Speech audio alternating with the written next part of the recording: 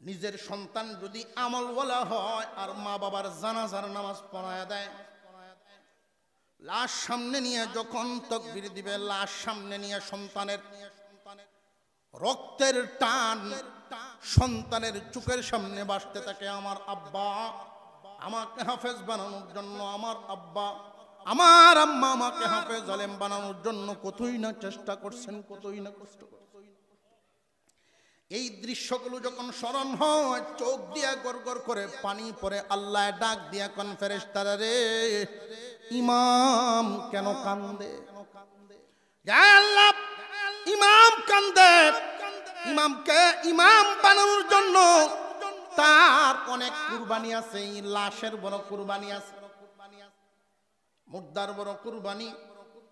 তার অনেক ত্যাগের বিনিময়ে মাদ্রাসা ফলায়া যাইতো, খুঁজিয়া খাজিয়া আইনা বুঝায়া বাজায়া দেয়া যাইতো, গাট্টি নিজের মাথাত করিয়া লইয়াইতো, ফুতের আঙ্গুলো ধরে ধরে লইয়াইতো। এইগুলো যখন মনে হয়, ইমামের চোখ দিয়ে গড় গড় করে পানি আসে। আল্লাহ রাব্বুল আলামিন বলেন, হাফেজ আলেম বানানোর জন্য, কোরআন শিখানোর জন্য যার অবদান আছে, ফেরেশতারা সাক্ষী থাকো, 80 বছরের গুনাহ আমি মাফ করে দিলাম। লাভ হইল না হইল না? মরণের সময় লাভ, কবরে যাওয়ার সময় লাভ। এবার আসেন হাসরের মাঠের চিত্রটা একটু দেখি। এই হাসরের মাঠের চিত্রটার আলোচনা করে শেষ পর্যায়ে পৌঁছে যাব। কিয়ামতের কঠিন ময়দানে আল্লাহ পাক রব্বুল আলামিন ডাক দিবেন, রে লৌহে মাহফুজ, আমার কালাম কই, আমার কালাম কই? আল্লাহর কালাম কুরআনুল কারীম, আল্লাহর কালামের আসল বাড়ি তো লৌহে মাহফুজে সংরক্ষিত ছিল। আল্লাহ পাক ডাক দিবেন, আমার কালাম কই? লৌহে মাহফুজ জবাব দিবে যে আপনার কালাম জিবরাইল আমিন আমার কাছ থেকে নিয়ে গেছেন। সুবহানাল্লাহ কোন? জবান খুলে আওয়াজ দিয়া বলেন আল্লাহু আকবার। জিবরাইল আমিন আমার কাছ থেকে নিয়ে গেছেন। আল্লাহ পাক রব্বুল আলামিন বলবেন, জিবরাইল আমার কালাম আনছো, হেফাজত করছনি, হেফাজত করছনি। আয় আল্লাহ, আপনার কালাম আমি হেফাজতের সাথে আনছি। এই হেফাজতের সাথে আপনার হাবিবের কাছে পৌঁছায় দিয়েছি। আপনার হাবিবের কাছে আপনার কালাম পৌঁছায় দিয়ে আসছি। শয়তান, জিন, জিন্নাত কোনো একটা আয়াত আমার কাছ থেকে নিতে দেই নাই, আমি হেফাজত করছি।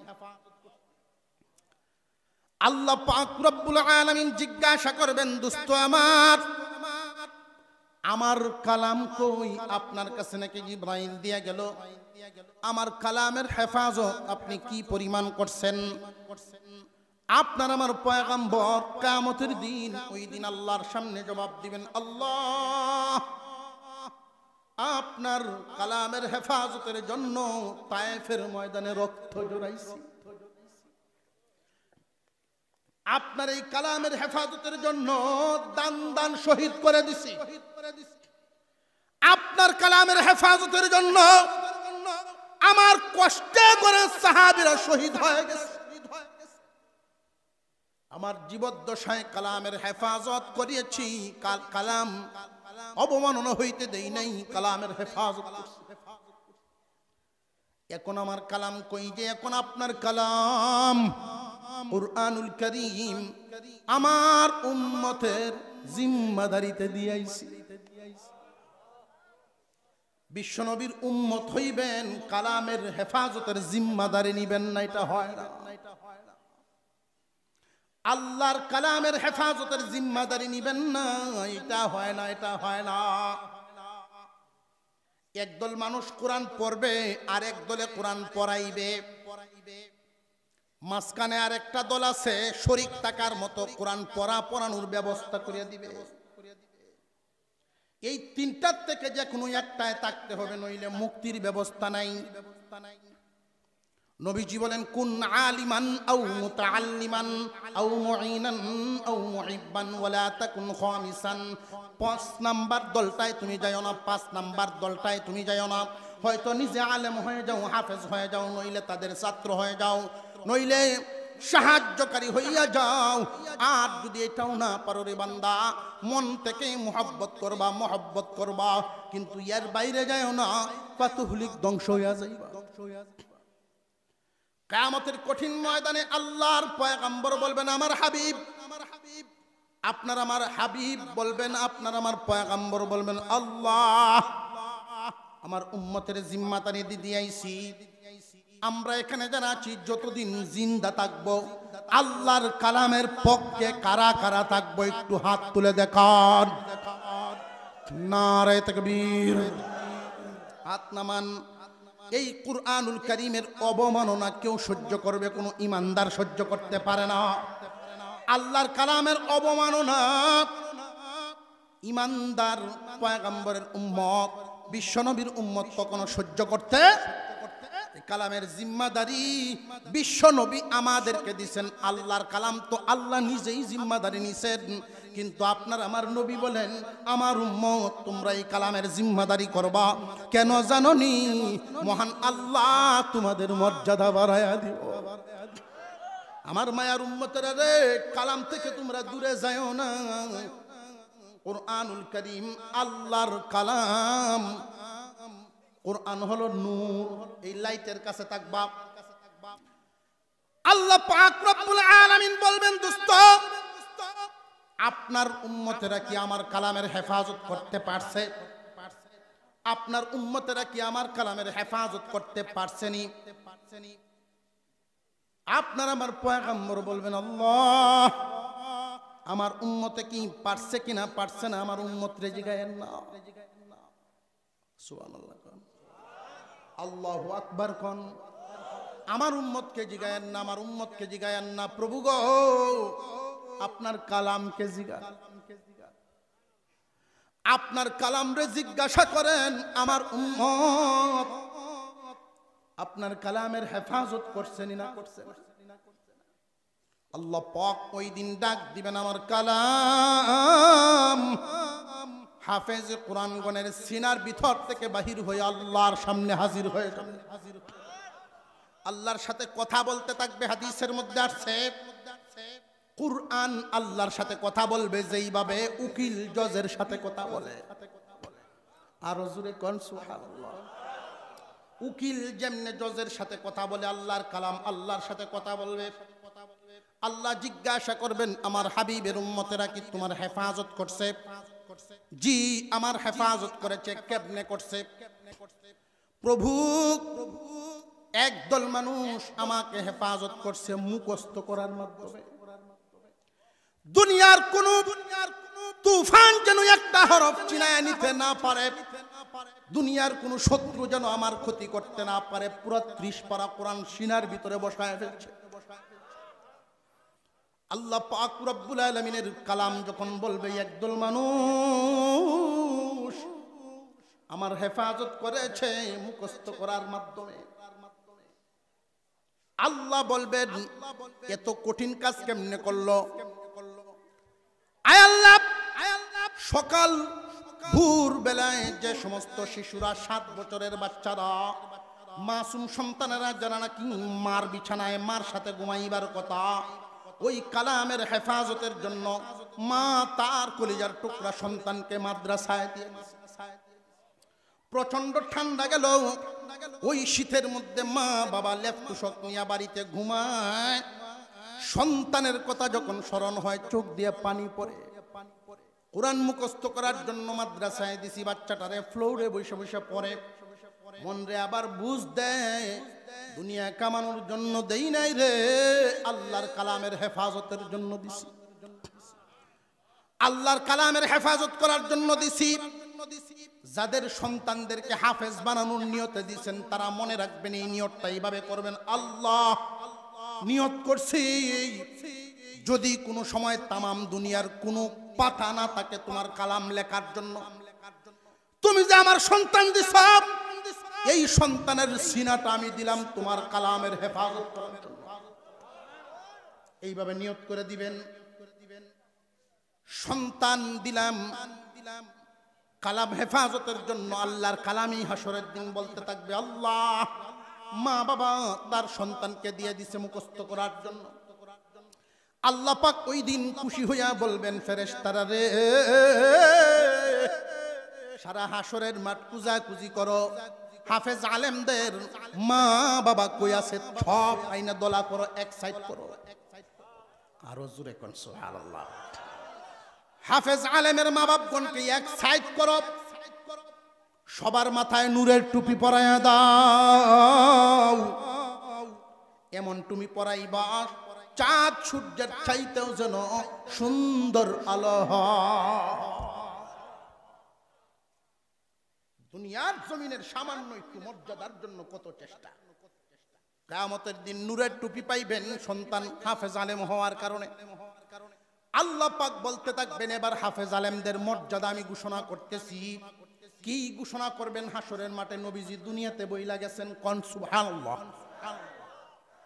একজন কোরআনের হাফেজ, قال النبي صلى الله عليه وسلم من قرأ القرآن فاستظهره فأحل حلاله وحرم حرامه أدخله الله الجنة وشفعه في 10 من أهل بيته كلهم قد وجبت له النار। আল্লাহর নবী বলেন, যেই ব্যক্তি কোরআন মুখস্থ করবে, হালালকে হালাল জেনে হারামকে হারাম জেনে দুনিয়াতে চলবে, আল্লাহর কালাম দিলের ভিতরে হেফাজত করার বরকতে আল্লাহ পাক কিয়ামতের দিন তার মর্যাদাটা এমন বাড়ানো দিবেন। আল্লাহ বলবেন, হাফেজে কোরআন গো, তুমি আমার কালামের হেফাজতকারী ছিলা, আজকে মর্যাদা বাড়াইলাম, তোমার দাম এমন বাড়ায়া দিলাম, তোমার পরিবারের 10 জন মানুষের পক্ষে সুপারিশ আমি শুনবো। যে সমস্ত মানুষদের ব্যাপারে, যে সমস্ত মানুষদের বিরুদ্ধে রায় হয়ে গেছে, সাজা রায় হয়ে গেছে, কথা বুঝে আসছে, ওয়াজাবাত লাহুন নার, জাহান্নাম যাদের জন্য ওয়াজিব হয়ে গেছে।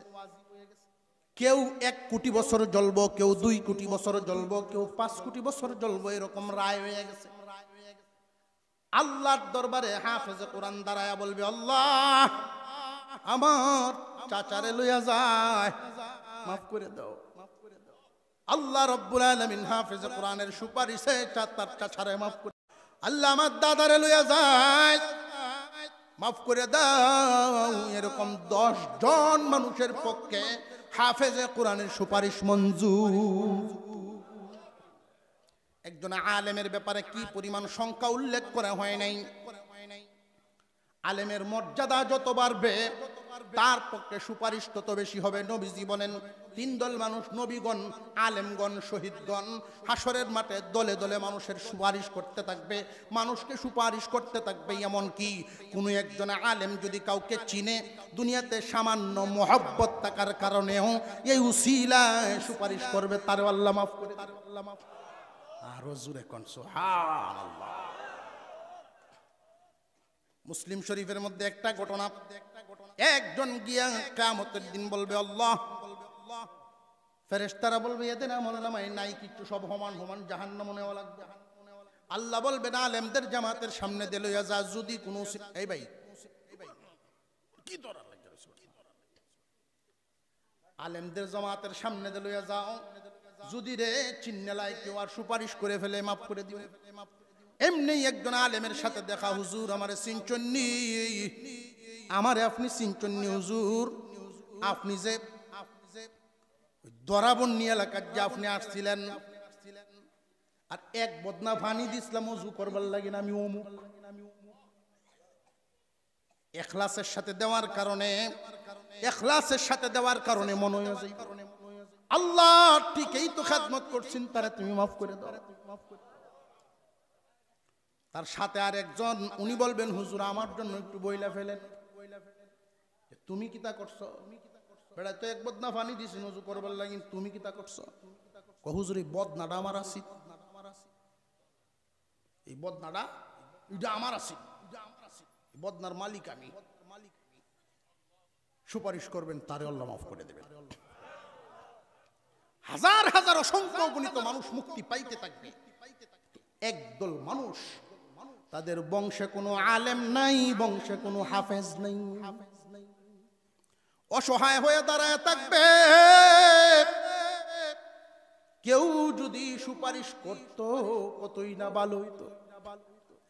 এই দলটার জন্য, এই মানুষগুলোর জন্য স্বয়ং আল্লাহর কালাম আল্লাহর সামনে দাঁড়ায়া যাইব। আল্লাহ এদেরকে মাফ করো, আমি কালাম সুপারিশ করতেছি, এদেরকে মাফ করে দাও। যে এরা কারা, এদের জন্য যে সুপারিশ করতেছো এরা কারা? যারা ওরা হইল তারা এক দলে কোরআন পড়ছে, আর এক দলে পড়াইছে, আর এক দল পড়ানোর ব্যবস্থা করনেওয়ালারা। যারা কোরআন পড়ানোর ব্যবস্থা করছে, আমি আল্লাহর দরবারে আমি কালাম সুপারিশ করতেছি, এদেরকে মাফ করে দাও। প্রথমেই শুরু করছিলাম একটা কথা দিয়া, মনে আসেনি? এই মাদ্রাসার যেই জামাতটার হাতের করা একদল মানুষে তো করছেন মাদ্রাসাটা। কত বড় দিলওয়ালা মানুষ, কত বড় কুরবানিওয়ালা মানুষ। তখন একটা মাদ্রাসা করা এত সহজ ছিল না। একটা মাদ্রাসাকে আপনাদের এই অত্র অঞ্চলের মানুষ, আপনাদের এলাকার মানুষ কতদিন যাবতীয় প্রতিষ্ঠান লালন পালন করতেছেন। কিয়ামতের দিন আল্লাহর কালাম আল্লাহর কাছে বলবে, আল্লাহ বাবার রেখে যাওয়া সম্পদ, বাড়ি বানাই নাই, বাগান বানাই নাই, কোরআনের ঘর বানাইবার জন্য জায়গা দিলাইছে, নিজের কষ্টে উপার্জিত টাকা দিয়ে ঘর বানাইছে, ফ্লোর বানায় দিছে, আল্লাহর কালাম পড়ার ব্যবস্থা করিয়া দিছে। এই কালাম যেন মুখস্থ করতে পারে, এদের খানা পিনার ব্যবস্থা করে দিত। আল্লাহর কালাম সুপারিশ করতে থাকবে, এদেরকে মাফ করো। আল্লাহ বলবেন, শোনো শোনো, এদের আমল নামায় অনেক বড় বড় গুনাহ, অনেক বড় বড় গুনাহ। আল্লাহর কালাম বলবে, গুনাহ বিদায়িত, আমি কালাম তোমার কাছে সুপারিশ করি। যদি গুনাহ না থাকতো সুপারিশ লাগতো না। আল্লাহ এদেরকে মাফ করিয়া দাও, আমাকে মহব্বত করার কারণে, আলেমদেরকে মহব্বত করার কারণে এরা মাফ করে দাও। আল্লাহ বলবেন, কেমনে মাফ করি? অনেক বড় বড় গুনাহ। এক পর্যায়ে আল্লাহর কালাম বলবেন, আল্লাহ যদি গো মাফ না করো, আমি যে তোমার কালাম এটাও স্বীকার, আমি যে তোমার কালাম এটাও স্বীকার করে ফেলাম। আল্লাহ বলবেন, এটা তো হবে না। আল্লাহ পাক রব্বুল আলামিন তখনই কালামের সুপারিশ মঞ্জুর করে ঘোষণা দিবেন, যারা কোরআন পড়ানোর ব্যবস্থাপনায় ছিল ওই মানুষগুলোরেও মাফ করে দেওয়া হয়। সারা জিন্দেগি ভর আল্লাহর কালাম যেখানে পড়ানো হয়, কোনো না কোনো ভাবে আল্লাহর কালামের সাথে সম্পৃক্ত থাকতে রাজি আছি তো ইনশাআল্লাহ। আর হুজুর এখন রাজি আছি ইনশাআল্লাহ। আল্লাহ তুমি কবুল মঞ্জুর করে বলুন আমিন। আমি আখেরি মুনাজাত আপনাদেরকে নিয়ে করব। আমি মুসাফির মানুষ, নজুলের রহমতের সময় মুসাফির অবস্থায়। মুনাজাতের আগে দোয়া কবুলের যে সমস্ত শর্ত সারাইত আছে, এর মধ্যে আমি 30 জন মানুষ দেখতাম 5 মিনিট সময় দোয়া করে ফেলবো, কারণ কাউকে কষ্ট দিতে পারবো না। প্রথমে কোরআনের মহব্বতে আমি 5টা মিনিট চাই, কেউ লড়বেন না। আল্লাহর কালামের 30 পারা কোরআনের সাথে 30 জন মানুষ মাত্র 1000 টাকা করে মাদ্রাসায় দিবেন। আপনি যখন পারেন ইনশাল্লাহ দিয়া যাবেন, পারলে নগদ, নইলে পরবর্তীতে দিয়া দিবেন। 30 পারা কোরআনের সুপারিশ, এক এক পারা নিয়ত করবো, আল্লাহ এই পারাটা যেন আমার জন্য সুপারিশ করে। প্রথম পারার সাথে সম্পর্ক কে করবে? আপনার নাম কি? মোহাম্মদ রুহুল আমিন, বাড়ি যাও করা। আল্লাহ কবুল মঞ্জুর করো। 1 নাম্বার ব্যক্তি। 2 নাম্বার ব্যক্তিকে আল্লাহ কবুল মঞ্জুর করেন, হাফেজের আব্বা। 2 নাম্বার ব্যক্তি, আপনার নাম কি? ইউসুফ আলী, বাড়ি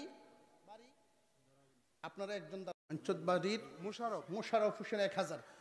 কই ছাত্রদেরকে পাঠান ছাত্র তালেব ইলম কোথায় আছো? বাবারা তোমরা আসো তো দেখি ইনশাআল্লাহ।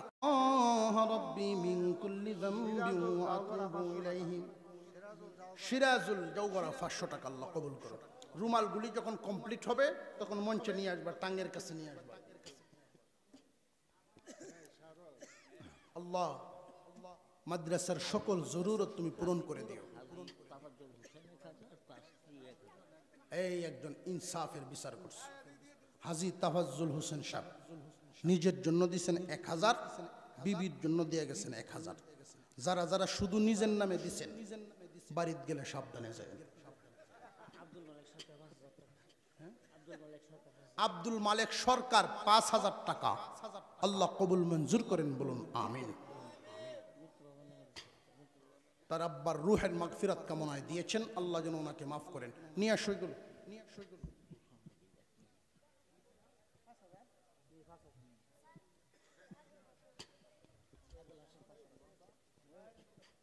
আবুল হাশেম 500 টাকা দিচ্ছেন।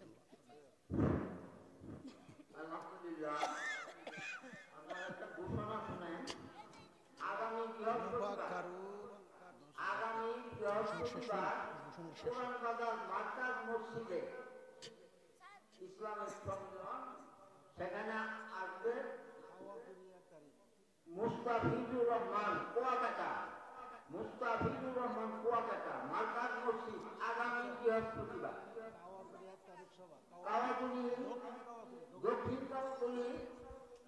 যেই নিয়তে দিয়েছেন ওনার দান যেন আল্লাহ কবুল করেন।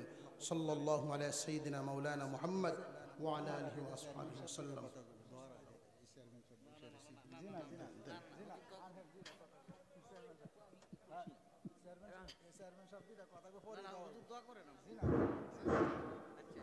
توبوا إليه لا حول ولا قوة إلا بالله العلي العظيم. أستغفر الله الذي لا إله إلا هو الحي القيوم وأتوب إليه لا حول ولا قوة إلا بالله العلي العظيم. اللهم صل على سيدنا مولانا محمد وعلى آله وأصحابه وسلم. الحمد لله.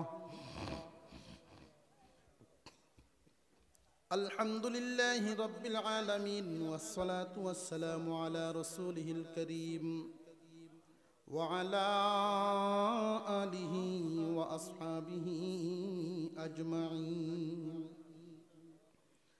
ربنا ظلمنا أنفسنا وإن لم تغفر لنا وترحمنا لنكونن من الخاسرين. ربنا آتنا في الدنيا حسنة وفي الآخرة حسنة وفي الآخرة حسنة وقنا عذاب النار.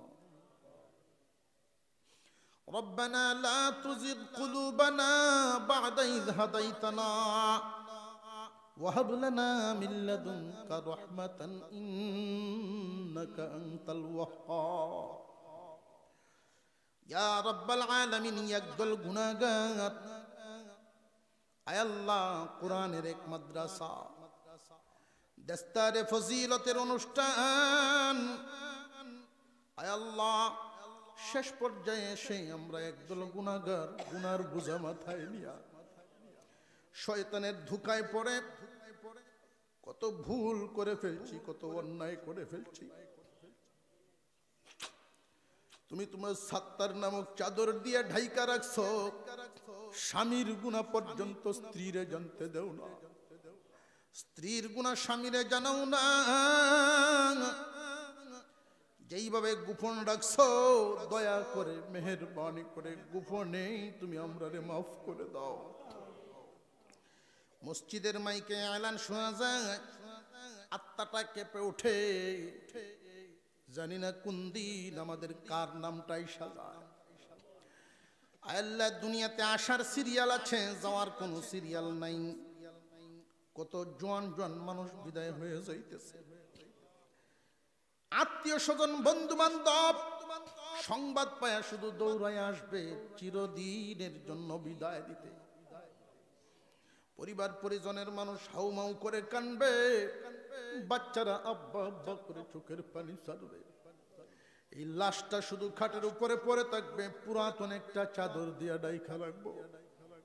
এই তো দুনিয়ার খেলা শেষ। আয় আল্লাহ, তোমার কাছে দরখাস্ত করি গো, গুনাহগার বানায়া কাফনের কাপড় পরায়ও না। আয় আল্লাহ, এই সমস্ত মজলিসে যেইভাবে দয়া করে করে এনে বসায়া দাও, তুমি আমরারে ভালোবাসো, দয়া করো, এই কারণে তো আনছো। আমরার মতো কত মানুষ আসতে পারে নাই। আল্লাহ তোমার দয়ার খাতিরে তো এখানে আইছি। যেইভাবে দয়া করে আনছো ওইভাবে দয়া করে আমরারে মাফও করে দাও। আয় আল্লাহ, তুমি যদি মাফ করে দাও, কেউ নাই তোমারে জিগাইতো কেন মাফ করলা। আয় আল্লাহ, আমরা এখানে যারা আছি, আমাদের যার মা নাই বাবা নাই, আমাদের আত্মীয় স্বজন মুর্দেগান, নতুন পুরাতন যত কবরবাসী এলাকাবাসী সহ আল্লাহ সকল মুর্দেগানকে তুমি মাফ করে দাও। আল্লাহ, যারা দুনিয়ার জমিনে জিন্দা আছেন, হেদায়েতের হাওয়া দ্বারা এদেরকে পরিবর্তন করো। আল্লাহ, এই মাদ্রাসাকে কবুল মঞ্জুর করো, মাদ্রাসার সকল জরুরত পূরণ করে দাও। গাইবি খাজানাত থেকে কার মাধ্যমে কেমনে করবা তুমি জানো আল্লাহ। আল্লাহ, তোমার কালামের হেফাজত, তোমার কালামের হেফাজতের কাজ এইখানে করা হয়। একদল মানুষ কোরআন পড়ে আর একদল পড়ায়, আর একদল মানুষ পড়ানোর ব্যবস্থা করে। যারা ব্যবস্থা করে জীবনে কোনোদিন নিজের জন্য কারোর কাছে হাত বাড়ায় না, কিন্তু তোমার এই কালামের পড়ানোর ব্যবস্থাটা চালু রাখার জন্য কত মানুষের কাছে জবান খরচ করে, কত মানুষের কাছে হাত বাড়ায়। আল্লাহ, উত্তম জাযা, উত্তম বদলা দুনিয়া আখিরাতে দান করে দিও আল্লাহ। আজকের মাহফিল কমপ্লিট করতে গিয়ে এই কাজের মধ্যে দেশ বিদেশ থেকে যারা অর্থ দিয়া, শ্রম দিয়া, উত্তম পরামর্শ দিয়া যে যেইভাবে অংশগ্রহণ করলো, সবাইকে কবুল মঞ্জুর করো। দুনিয়া আখিরাতে উত্তম বদলা দান করো। আয় আল্লাহ, আমরা এখানে যারা আছি, দানা দানা দান করেছেন, প্রত্যেকের মনের নেক মাকাসিদ, প্রত্যেকের মনের ধারণা তো তুমি জানো গো আল্লাহ। আল্লাহ, আমরা এমন নাদান, এমন নালায়েক, চাইতামও জানি না আল্লাহ, কিন্তু তুমি তো জানো তোমার বান্দার কোন বান্দার কি দরকার। আল্লাহ, তুমি সেইভাবে আমরা দান করে দাও গো আল্লাহ। আল্লাহ, আমাদের সন্তানদেরকে তুমি মানুষের মতো মানুষ বানায়া দিও। সন্তান যদি মানুষ না হয়, এর চাইতে কষ্টের আর কিছুই নাই। আল্লাহ, আমাদের সন্তানগুলোকে তুমি মানুষের মতো মানুষ বানায়। আমরা এলোমেলো চলার কারণে আমরা সন্তানদেরকে তুমি কষ্ট দিও না গো আল্লাহ। এই দুনিয়াতে যতদিন বাছায় রাখবা তোমার সন্তুষ্টির সাথে রাখো। দুনিয়া থেকে যেই দিন বিদায় করে দাও, কালিমা পড়ায়া ইমানের সাথে উঠায় নিও আল্লাহ। সুবহান রাব্বিকা রাব্বিল ইজ্জাতি আম্মা ইয়াসিফুন ওয়া সালামুন আলাল মুরসালিন ওয়ালহামদুলিল্লাহি রাব্বিল আলামিন। আমিন বিরহমাতিকা ইয়া আরহামার রাহিমিন।